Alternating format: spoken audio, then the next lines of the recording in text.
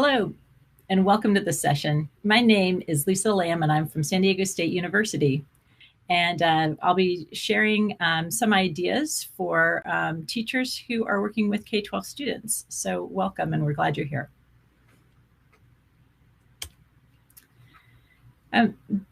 So that we can get started, I want to make sure that you're in the right place. And so the intended audience today is pre-K through 12 classroom teachers, teacher leaders, professional developers, and just anyone interested in learning about warm-ups that have multiple entry points.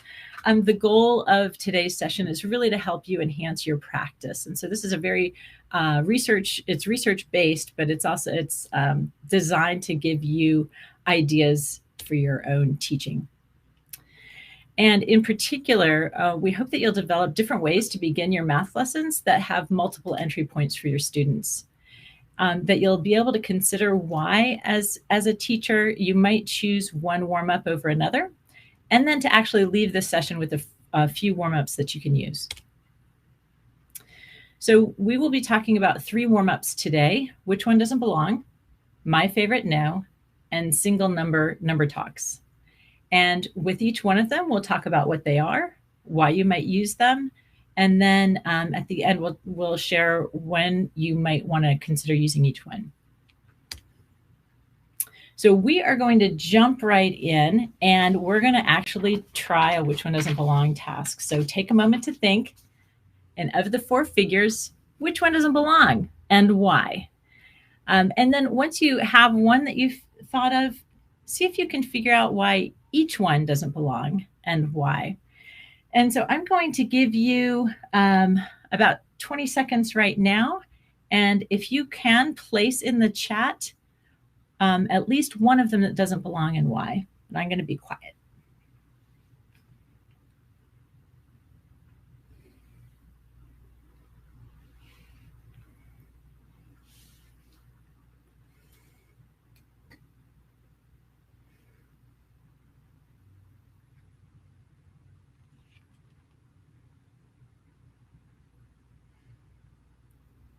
Okay, so maybe you noticed that the basketball doesn't belong because it's the only one that's not food. Or maybe you noticed that the brownie doesn't belong because it's the only one that's not circular or spherical or have something to do with that you could talk about circumference with.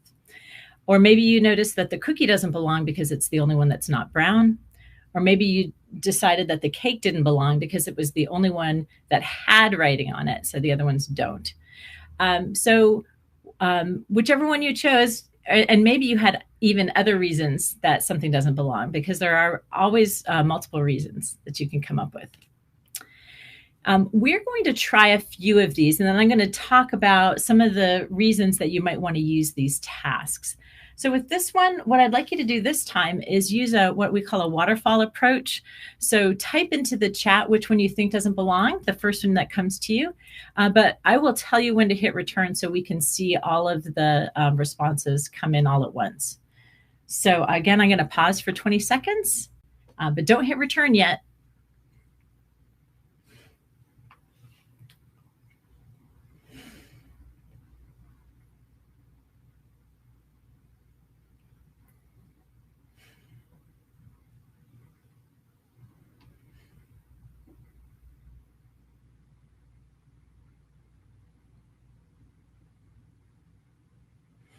Okay, hit return. Share which one doesn't belong. So as you're reading through the chat, I can also share some of the reasons that I've heard students and teachers share. So for example, in A, you might have said that doesn't belong because the shapes in the interior of the triangle are not congruent. You might have said that B doesn't belong because it's the only one that has 4 triangles or 4 shapes in the interior. You might have said C doesn't belong because it's oriented in a different way than the other 3 triangles. Maybe you said that D doesn't belong because it has 3 concave polygons in the interior and the others have convex polygons. So, and again, you might have had even other justifications, but there's different reasons that you can come up with why each one doesn't belong. All right, we're going to try a couple more. So for the next one, which one doesn't belong? And this time you're welcome to put something in the chat, but I'm going to give you a little bit less time.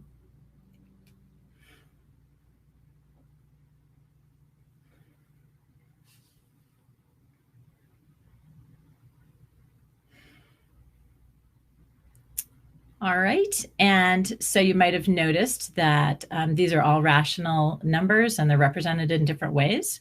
And you might have said that -1/4 is the only negative number, or that 40% is the only one represented as a percentage. For 3/2, you might have said that it's the only one, depending on the language that you use in your classrooms, you might have said that it's the only improper fraction or the only one that's larger than 1. And for 1/6, you might have said it's the only one that if you rewrite it as a decimal, it's the only decimal that repeats. So there's, again, and you might have said other things as well. So there's not just one justification that you can give for each one. I think one of the things that I really love about these tasks is that these span K-12. You can use them for a variety of different reasons and to get at a lot of different ideas. But you'll see the one that has some linear equations, linear functions. So you can go there, and there's a lot of different options. If you go, and I'll share the which one doesn't belong site in the next slide. Or you can do something around clocks and what you notice about the features of clocks and analog clocks. So there's, again, quite a range. And so which one doesn't belong? Why use these? Well, one reason is that students have opportunities to make comparisons between and among objects, numbers, representations, and expressions that I think sometimes if you're just looking at a particular number or a particular object, you don't notice the features. But when you're doing those comparisons, you actually have that opportunity to really call those out and make those much more explicit. Students also experience multiple perspectives, so they may have noticed something in one of the squares, whereas another student obviously is going to notice something else. And so that, and there's not a right and a wrong necessarily. One of the main reasons that I like this task is because there's so much opportunity to justify and communicate about mathematics.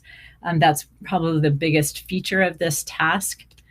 And in doing that, you use and hear mathematics vocabulary. There's a need to be able to communicate and to communicate about the mathematics and the vocabulary that I think comes up pretty naturally here. If you want to make your point well, then you need to be able to use the language of mathematics. The other thing is there's something I think that's really creative and joyful about these tasks, and students often comment how much they enjoy seeing these and trying these. And I think sometimes we disregard that feature. We forget about this feature of mathematics, that it is joyful, that it is creative, or it can be anyway. And we really want students to experience that as well. So one of the things that we've found is that if teachers have a few of these under their belt before they leave a session, they're much more likely to use them. So my suggestion right now is I'm going to give you only 1 minute, but I want you to go to the site, which one doesn't belong, wodb.ca, and find 2 to 5 tasks. You'll see there's lots of categories there, and you can share with your colleagues. So I'm going to stay quiet for just 1 minute while you do that.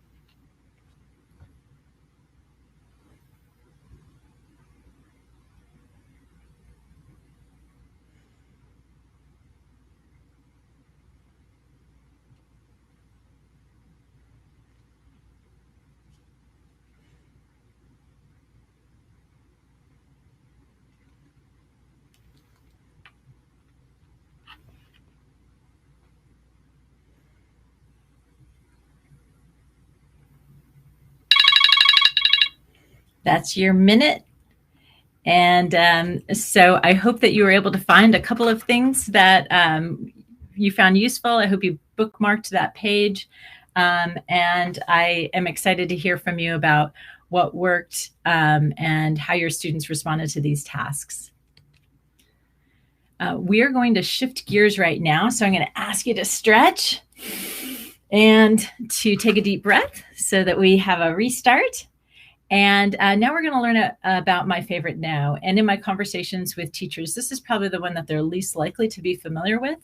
And so we are going to watch Leah Alcala talk about my favorite no. And so we'll start the video now. And this is about a 6-minute video.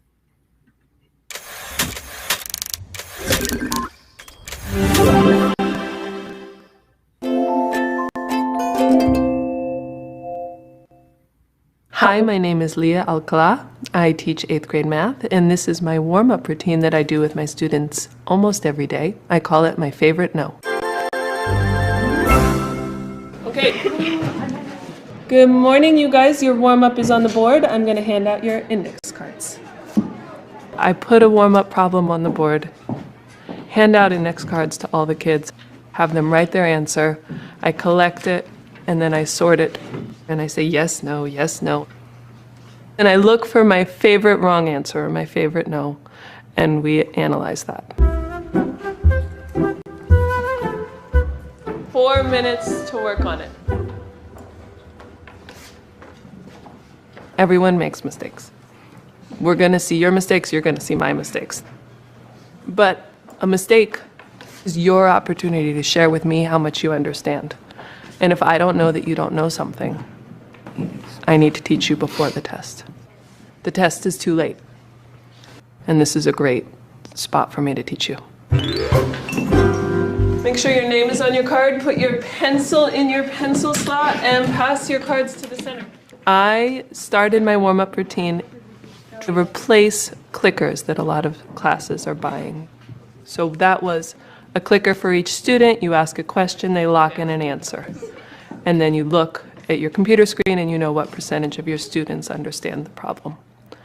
Well, we didn't have the money for that, so instead, okay, here we go. I thought, well, what if I gave everyone index cards, collected them real quick with their answers already written on it, and then I can just sort them as quick as possible and find out what percentage of my kids know the answer. No, yes. Costs 40 cents instead of $15,000. Yes, so we have quite a few yeses and some very interesting no's. 1, 2, 3, 4. I then took that a step further, something I couldn't do with clickers. 7. Look at the ones who are getting it wrong. How far are they from getting it right? And showing that work to the other kids. Okay, my favorite no. Someone wrote this. I say it's my favorite no because I want the kids to first of all recognize what they're about to see is wrong. And I want them to recognize that there's something good in the problem. Like there's a mistake, but it's my favorite no because it showed some good math. So that's the wrong answer. But they did some things that I love. What in that problem am I happy to see? We always talk about what's right first, so that if it's any student's work, they are like, oh, I did do that right. There's a mistake, but the mistake didn't ruin the whole thing. What do I like about this problem? Gavin? Well, they distributed both with the 4x and the -2. Very nice. And what? Today's lesson was on factoring, so I needed to make sure they understood how to distribute. They distributed, and what lets you know that they distributed? David? How there are no more parentheses. There are no more parentheses, and they didn't just drop the parentheses. So they're asked to distribute a term with a variable. They're asked to distribute twice. They're asked to distribute a term with a negative sign, which is often a very common mistake that kids make. And my students do not. Like, I have 3 years of CST data now to show that one mistake my students do not make is distributing a negative, which is amazing because they used to all the time. Distributing -2 to -6 is +12. And that was one mistake I was absolutely looking for and I did not see, which made me very happy. Not until the very end, as we've gone over different sections of the problem that are right, that I will then ask, okay, now what is incorrect? What does this person not understand? Where's the mistake? If I get a third of my class raising their hand, ready to tell me the mistake, it's pretty high engagement at that point. Mia? Like 4x times 2x equals 8x squared. Very nice. This 4x times 2x multiplies to 8x squared. Can someone convince me of that? How do we know that 4x times 2x is 8x squared? My low-level students are very engaged. They feel like they're not getting penalized for being wrong. They're not being made fun of. I'm not looking at them. No, there's no peer pressure at this point. But they're like, wow, that's my mistake. And now I understand. It's very comforting. I mean, I feel very with my kids at all times. I'm not surprised by what they don't know. They're not surprised by what they don't know. It's how it should be. It creates more of a dialogue with me and them.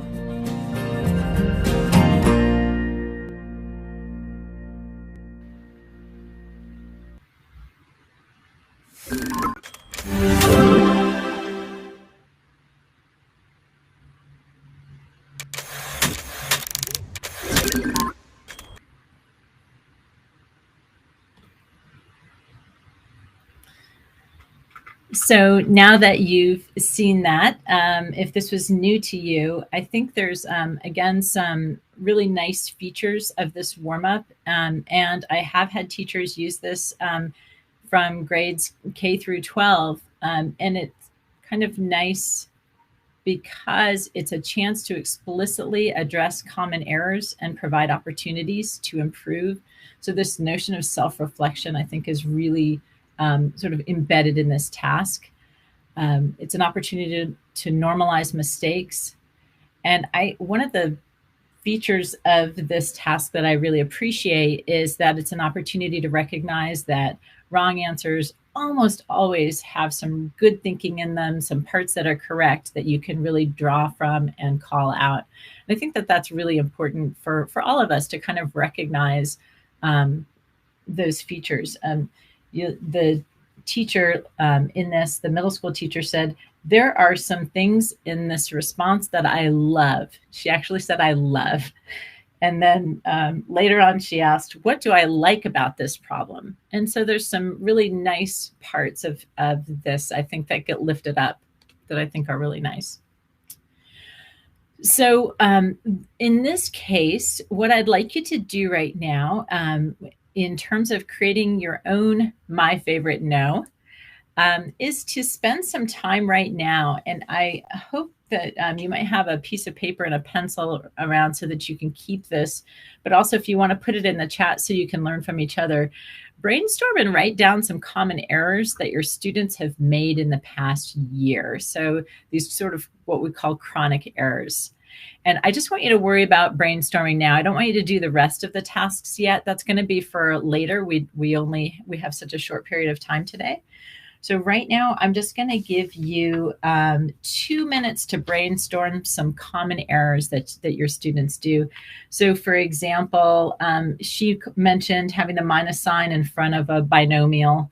Or maybe there's this, when you're using the subtraction algorithm, subtracting the smaller from the larger without attending to the placement of the digits. So there's some things like some of those sorts of features that you might consider.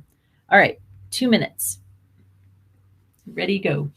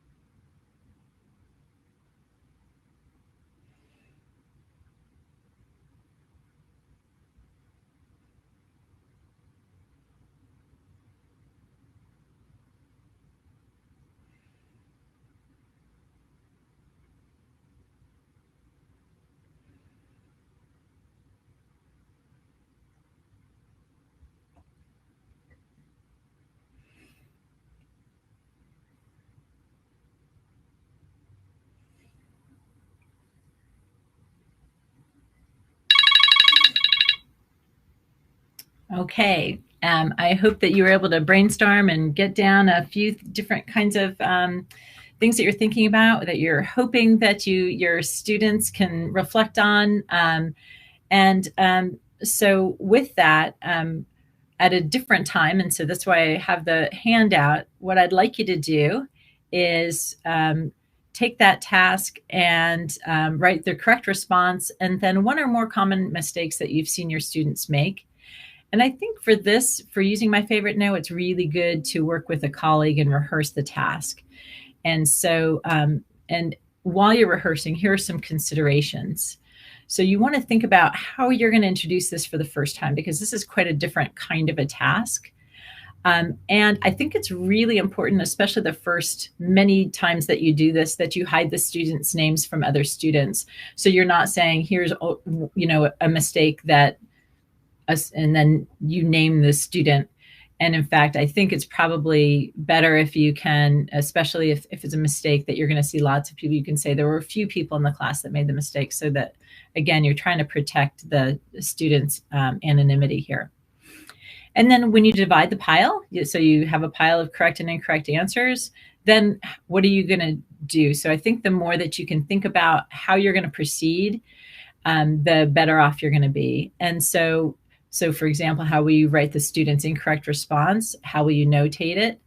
And then what question will you pose to elicit the correct features of the response? So you really want to make sure that that's the very first thing that you do when you're using my favorite no. And again, as I mentioned, Leah began with something like, they did something that I love, who can name something. And then what questions might you pose to help students understand the error? So she asks a question, how can someone convince me? I love that question. And then how will you notate what I'm calling the fix? So how will you notate the correct response? So I think if you can think ahead about this just a little bit, then, and even try to enact it, I think then my experience has been that you'll be much more successful when you're trying these tasks and using them for the first time, especially with your students. And so you want to ask yourself some questions after you try it the first time, or have your colleague respond. How was the task introduced? How were correct parts handled? How were errors and fixes handled? And then how did you ensure anonymity? And I hope you'll give this a try, because I really think this has so much potential in so many ways. All right, we are going to move on now, and we are going to talk about single number talks. And okay, we'll do another stretch and another big breath. Okay, single number talks are just what they sound like. There is a single number that you draw a circle and you put the number in. So in this case, you strategically choose the number according to what you want to learn about your students. And so in this case, a colleague, Allison Williams, actually did this task. She chose the number 64, and she asked students to do the following. And we have a little paper coming out about that soon. And she asks, what are ways we can make 64? So this is, again, very similar to the more typical number talks. And so what you'll get to see is the result. This is what her third graders actually did. And so I'm just going to give you a minute to type in the chat some things that you notice. What do you notice?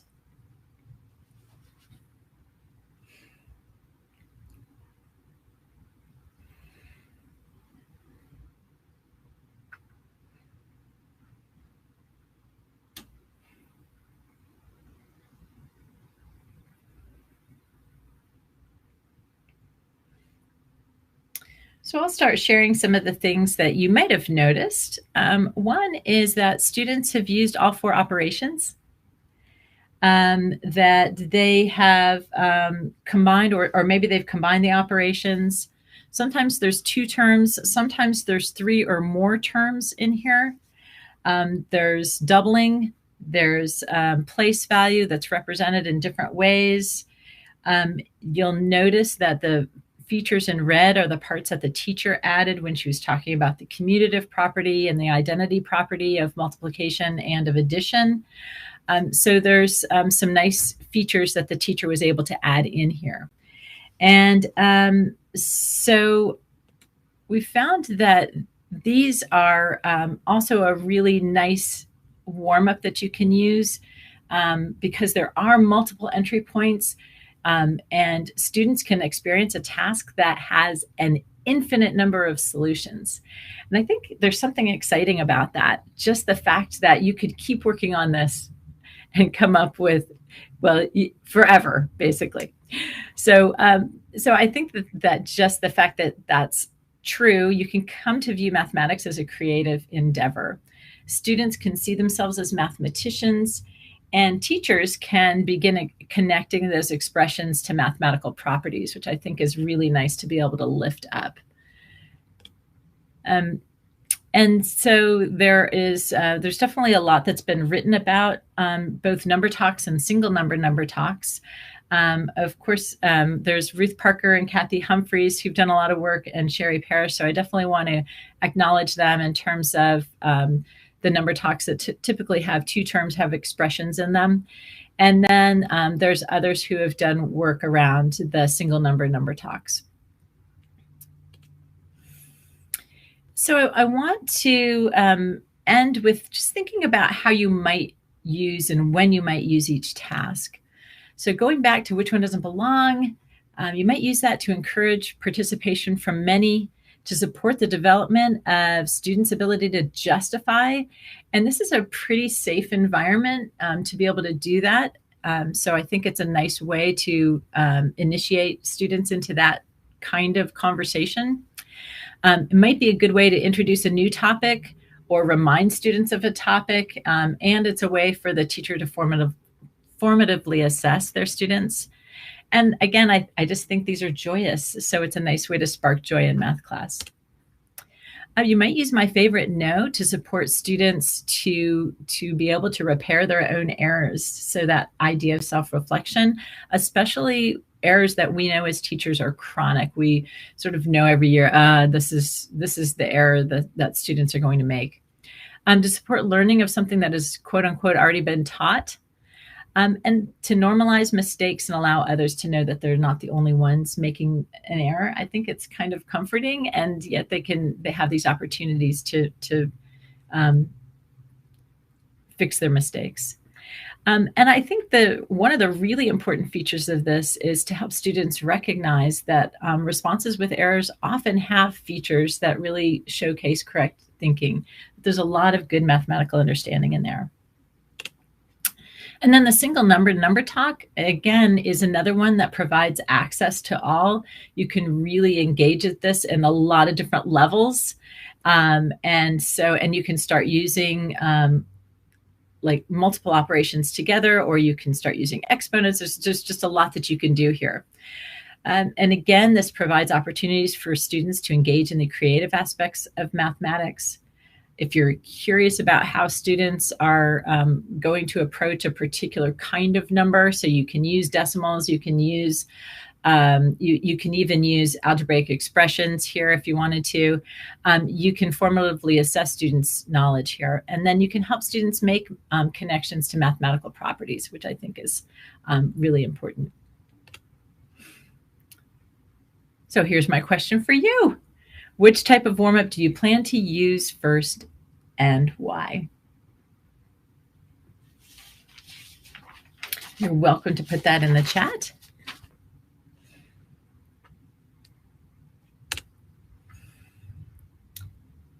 And so with that, I thank you, and I'm looking forward to hearing your comments and questions. And I would love, love, love to know how your warm-ups go. So please email me at lisa.lamb@sdsu.edu. Thanks so much. Hi there. So you just had an opportunity to see a little bit about each warm-up. There were 3 of them. And so this is the time that you're welcome to place any questions that you might have in the chat. I am super curious about which warm-up you might be kind of excited about trying and why. And if you also want to include what grade you teach, you're more than welcome to do that. My understanding also is that there's a little bit of a pause. So if you're posing a question, there may be a little bit of a delay. And so I'm sensitive to that too. So I'm going to pause for just a minute and just wait to see if you have something in the chat that you'd like to share. And I'll share a little bit more about, in particular, my favorite no, because this is one that I've had teachers come back really excited about. It does take a little bit of extra planning, but I really hope that you'll give it a try. I do want to reemphasize that idea of making sure that the errors, especially the first time you do that, that you at least put a lot of responses in the no pile, just so as you're doing this and lifting it up, the child or children who've made that error can feel like they're not alone, and that you're not calling. This is one place where I would recommend that you don't call their name out. So, yes, I'm noticing in the chat. So there's some really nice. So Megan is sharing that she would like to try my favorite no, because there's a great way to explore common mistakes. And as teachers, we all know that there are always those times where like, oh, I know this is going to be a really hard one for them. And I loved when Leah Alcala in the video shares that her kids don't make that when you're subtracting from a binomial. That is a really common error, to forget to distribute that. You can think of that minus sign as a negative. And so distributing that can be really tough. And I love also that Megan has added, it also shows that students had some correct thinking. And that's absolutely the case. And I love that as a starting point, because there's almost always these opportunities to highlight those and lift those up first. And I think if kids recognize that they've had some correct thinking, that they're much more likely to like mathematics and to want to continue to engage and persevere. Let's see. Jane has written, I would like to use my favorite no with teachers when we are presenting math PD. I'm part of our teaching and learning team, and we love to use these routines with adult learners so they can bring them back to the classroom.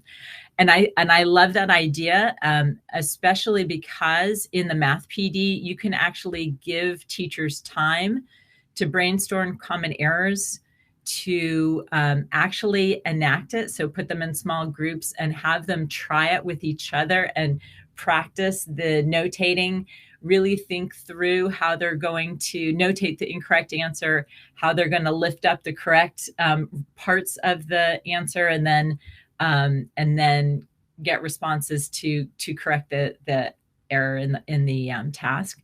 So I really love that doing this during PD, I think will give teachers, and then giving them a time to rehearse, will give them a lot more confidence. And I think that would really strongly encourage them to actually try these. So I love that. Really, really appreciate that point. I think that's going to be great. So the other feature that I will add, I want to also thank Kelly Smith, who isn't here today, but she's a teacher who she created any of the fancy parts of the slides she was responsible for. So I really appreciate that. She's a teacher who also used my favorite no and really has loved it and appreciated it. Allison Williams actually has now become a principal, and she and I, we have a paper that was that just recently came out in mathematics teaching and learning. And so if you want more information about the single number talks, you're more than welcome to grab that. Let me see if I can. It's funny, I don't think I can actually add to the chat. But my understanding is that the warm-up is in the drive. I did share it. It's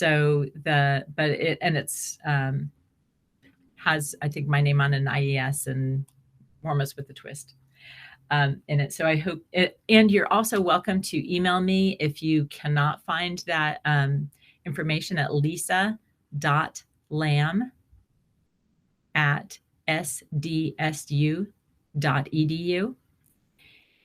And if you go back to the very last slide, if you go back to the recording, you can also see my email address there. Jane added, teachers can also practice the language and questions they will use with students during the routine. Absolutely, absolutely.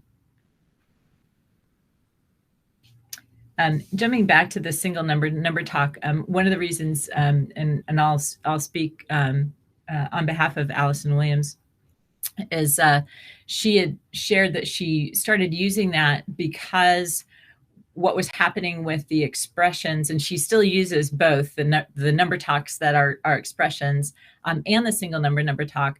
But what was happening is there were fewer and fewer students who were participating. And so the single number talk sort of brought back for students, more students, the possibility to participate. And so that ended up being a nice opportunity for them. So it's something nice to kind of slide in and add to your repertoire. So Jane, you're very welcome. Appreciate the kind words. We have, I think, about a minute left, if I understand the process correctly. And so if you have any last comments or questions and you want to put them in the chat, you're more than welcome to do that. I've really appreciated the opportunity to get to share. And again, please feel free to email me at lisa.lamb@sdsu, as in San Diego State University, .edu. If you have any questions, or if you give any of these warm-ups a try, please let me know. I would love to hear how it goes. So thank you so much. And I'll hang on for the last 30 seconds, I think, that we have until it's time to go, if you have something to put in the chat. Thank you all again for attending today, and I really hope that you'll contact me and let me know how things are going. Take care. Bye-bye.